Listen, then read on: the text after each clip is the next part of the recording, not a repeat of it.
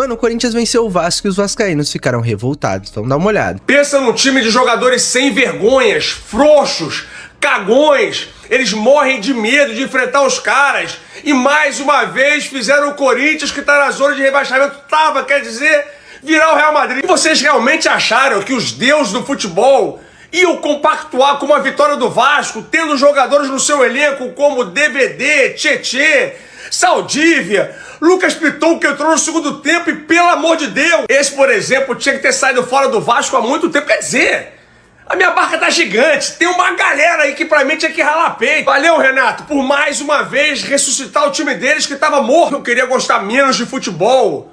Porra, acabou meu domingo. Não pode, porque o povo quer ouvir. O povo quer escutar. E se o povo quer escutar, Luiz, vai. dá teu papo, Casimiro. Fala, eu quero que você fale.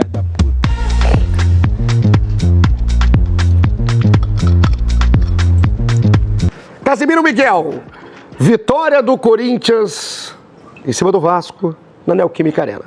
Eu vi, fiquei sabendo. Dá teu papo. Vou te falar, caralho, hoje foi pra irritar, mané. Hoje o Vasco irritou, legal. Hoje tava especial. Foda. Hoje o Vasco olhou na cara do seu torcedor e falou assim: hoje eu vou destruir o teu domingo e a tua semana inteira. Conseguiram? Conseguiu, legal.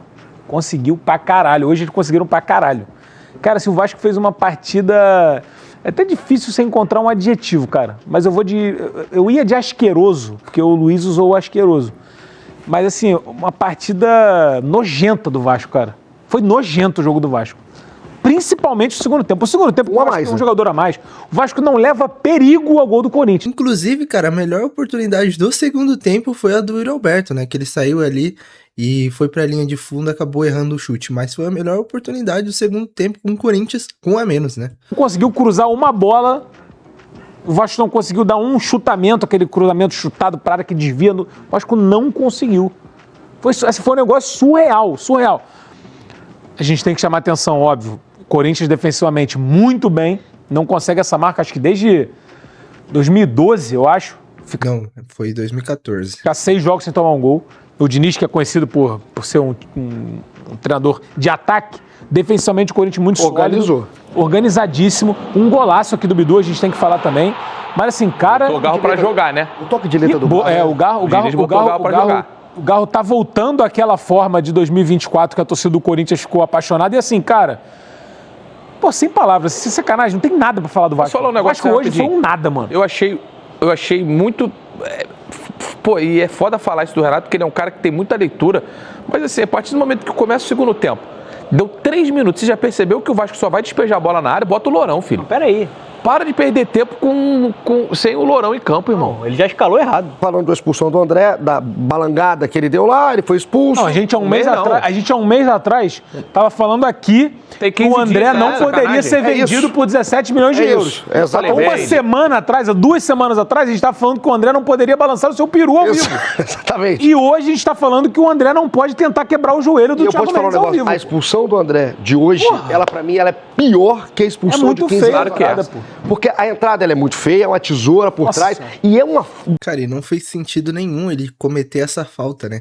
Porque o Vasco, já era o final do primeiro tempo, o Vasco tava no campo defensivo totalmente entregue ali, o Corinthians se pressionasse mais, conseguiria fazer 2, 3, 4 gols do Vasco. E aí ele faz essa falta boba e quase fez o Corinthians perder pontos importantes, né? Um descolamento da realidade, porque o Corinthians era dono do jogo. Era dono do jogo. Essa entrada é muito... Essa entrada é criminosa. Assim, eu não sei... É perigoso. Inclusive, ele deveria ser multado pelo Corinthians. Cara, essa entrada é perigosa. Eu não vi nenhuma notícia disso, tá? Eu não sei se o Thiago Mendes se lesionou. Ele saiu no intervalo, já tava com amarelo. Já tava com amarelo. Enfim. Não é, para não falar de arbitragem, porque o jogo não passou pela arbitragem. Não passou. E não passou pela arbitragem. A questão eu queria só falar do Renato depois, tá? Só pra terminar a questão do André, é porque assim, ele não pode fazer o que ele fez hoje. O moleque é muito bom de bola. Ele saiu hoje... Ele se desvaloriza. Tomando um apavor da torcida do Corinthians com razão. Ele se desvaloriza. Com razão. Ele deveria ser multado. Ele está se desvalorizando semana após semana. O Corinthians negou uma proposta de 17 milhões de euros esperando mais dinheiro. Porque ele é um jogador para isso. Muito, e aí ele comete erros que só vão desvalorizando ele. Pô, porque eu pensei nessa coisa hoje, falei, caramba, cara, obviamente o Corinthians, o Diniz tem essa capacidade, né, de conversar com o atleta. Nossa, olha os lances do Vasco. Pô, cara, o Diniz... Olha os lances do Vasco. E assim, antes de Dona falar rapidinho, assim, o Vasco... Se o jogo do Vasco não passar pelo Thiago Mendes e pelo Andrés Gomes, o Vasco não existe no jogo. E aí, eu acho que até sabedor disso, tá? A marcação hoje ao Andrés Gomes foi além da conta. Eu acho que o Diniz, obviamente, sabe disso, interferiu nisso. E o Thiago Mendes saiu no primeiro tempo. E hoje tinha o Ranieri jogando por ali. Mesmo improvisado, ele é o melhor. Ele é o melhor jogador do Corinthians para desarmar, para dar combate. Mas o Diniz fez e aí ele entrou ali na posição, ele colocou um jogador que é muito bom marcador e assim, acho que foi o melhor em campo. O Ranieri jogou muito. Mas, a confiança, dona, ele deu chapéu. Ele deu caneta. E assim, marcou, subiu quando deu. Pra mim foi o melhor em campo, tá? Melhor em campo, pra mim também. De longe. Elano, não sei. Tá. Gustavo Henrique fez uma partidaça, tá? Também. Mais um novo, né? E outra, o Corinthians tem goleiro, tá? Além do Hugo Souza. Que o Cauê é bom goleiro, cara. Não, jogo com o pé. É isso aí. Sabe trabalhar, enfim, cara. Acho que a notícia pro Corinthians é boa e se defende com o jogador na mesa do segundo tempo. E a notícia pro Vasco é muito. Mas me assustou muito, cara. Me assustou a ausência de repertório do Renato hoje. A incapacidade ofensiva, assim, Mas é isso, dona, por favor, desculpa. Não, vocês já conseguiram resumir, assim. O Vasco é um deserto de 10 com bola. Até quando vai ficar passando o pano? Tem que criticar. O Corinthians está mostrando boas coisas com esse início do Diniz. Um início diferente do normal. Um início diferente. Mas, por exemplo, o início do Diniz no Corinthians está diferente. De estilo. Tipo assim, o Diniz está... Já falei. O Diniz está sendo menos ousado. Já falei. Não, hoje 11 contra 11. Seguro. 11 contra 11, em determinado momento, o Vasco tinha mais a posse.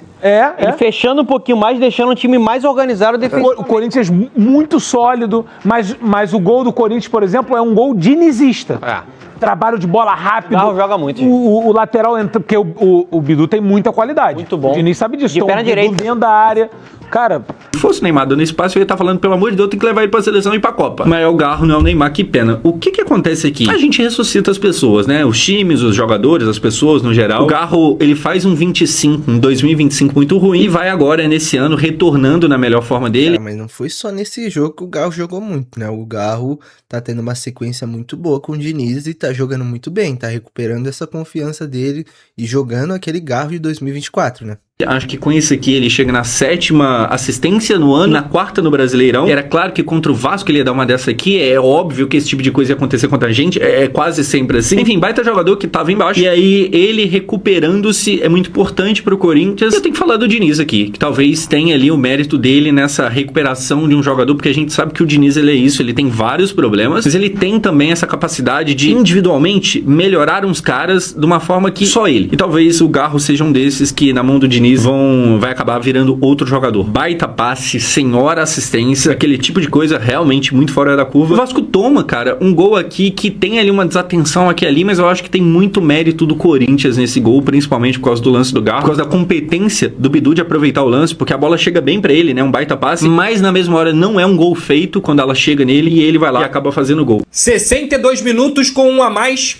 e nada. Um time desequilibrado e sem repertório é alvo fácil para qualquer defesa. O Vasco da Gama perdeu por 1-0 para o Corinthians na Neoquímica Arena. É bem verdade que essa particularidade não se trata de uma equipe de Renato Gaúcho. Quando se trata de Vasco e Corinthians, o time sempre tá passando vergonha. Mas no jogo de hoje a gente tem vários aspectos para poder pontuar aqui. Primeiro, na escalação. Quem joga bem é premiado com um banco de reservas? Por que o Adson, que é o melhor ponta-direita da equipe até o momento, o cara que mais entrega, não recebe nenhuma chance como titular? Por que o Spinelli, que tinha acabado de fazer 2 gols na Copa do Brasil, o atacante precisa de confiança, não foi titular hoje? Por que o Tietê continua tendo a sua vaga na equipe titular com tranquilidade, enquanto o Rojas, que é mais qualificado e participa mais, foi pro banco? E o Pumita, o lateral que mais participa de gols, não tem nem minutos? Renato Gaúcho optou por uma formação hoje com Brenner na ponta direita e que nada fez efeito. Muito pelo contrário. Um David também que perdeu um gol sozinho na cara no primeiro tempo, enquanto o meio-campo na construção praticamente nulo. O Vasco é um time desequilibrado, e isso não é uma coisa que a gente viu hoje contra o Corinthians. É uma equipe que com bola e sem bola só consegue construir e se defender pelo lado esquerdo. Quando precisa de repertório para jogar pelo lado direito,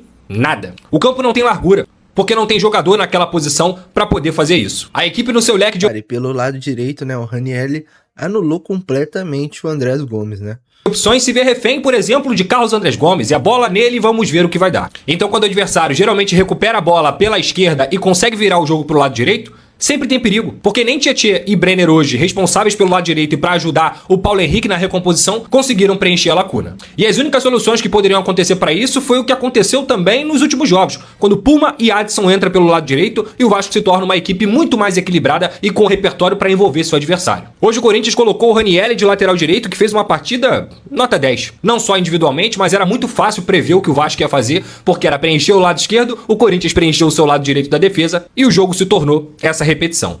E vale lembrar que o Vasco mais uma vez tomou gol. É um time que tomou gol em todos os jogos do Campeonato Brasileiro.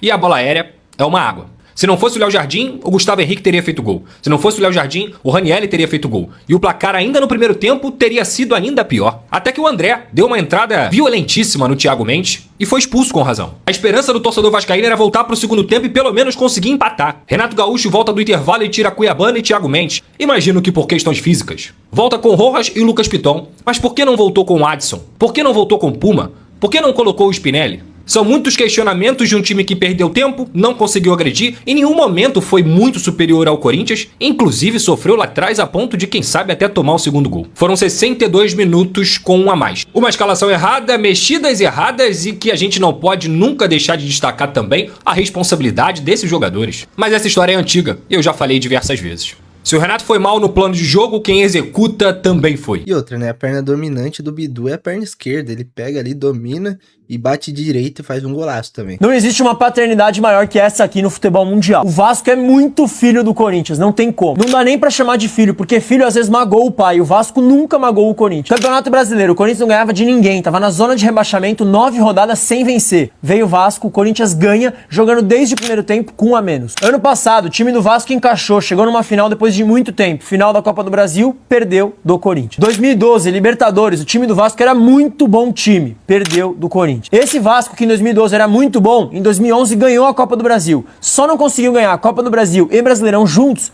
porque no Campeonato Brasileiro perdeu, ficou em vice para o Corinthians. 2009, também na Copa do Brasil, semifinal, o Vasco é eliminado para o Corinthians. E o Gran Finale Mundial de Clubes, o maior título da história do Vasco, seria se ele não tivesse perdido para o Corinthians. Era um timaço, o Vasco só tinha estrela nesse time, perdeu do Corinthians. Cara, absurda essa freguesia, né? E não ganha do Corinthians em São Paulo desde 2007. É freguês há muito tempo, né? Papo reto, existe uma paternidade no futebol mundial que é maior que essa aqui. Eu não consigo lembrar de cabeça. O Vasco nunca ganhou em Itaquera, não consegue ganhar do Corinthians. E hoje, mais uma vez, o Corinthians entrou em campo na zona de rebaixamento, mas veio o Vasco e salvou a vida do Corinthians. Corintiano que não ama o Vasco é maluco. Todos os anos são 6 pontos no Brasileirão, garantidos, fora confrontos em mata-mata. É impressionante. Mas antes de qualquer coisa, não tem como fazer um pós-jogo dessa partida sem falar de André. Porque eu fico pensando o que deu na cabeça desse moleque pra dar uma tesoura no jogador do Vasco no campo de ataque do Corinthians, com o Corinthians ganhando ainda no primeiro tempo. A partida tava literalmente controlada e por conta dessa molecagem do André, o Corinthians teve que correr o dobro no segundo tempo pra não tomar o gol. Realmente, se o André não tivesse sido expulso, era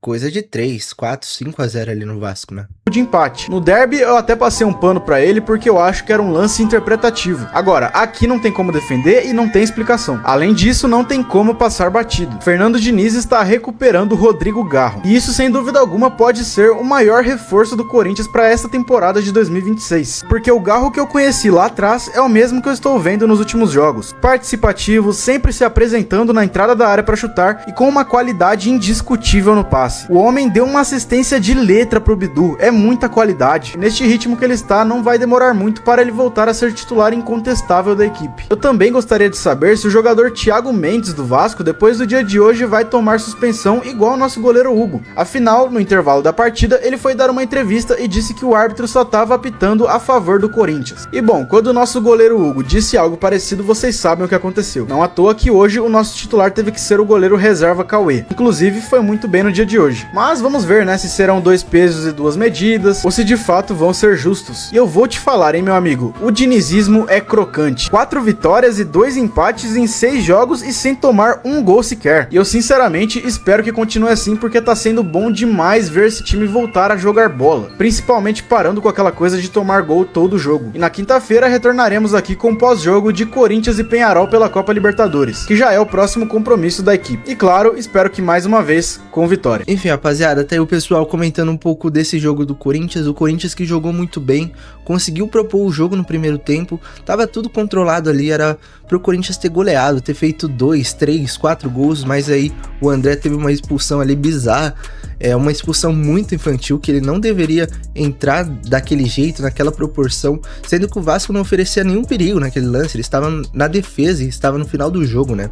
E aí acabou prejudicando o time, mas o time se comportou muito bem no segundo tempo, conseguiu ali anular completamente o Vasco, e o Ranieri, pra mim, nota 10 ali na lateral direita, muita gente estava desacreditando nele, e o Garro também, com aquela assistência de letra, foi bizarra, né? Realmente o Garro aí voltando a jogar muito bem.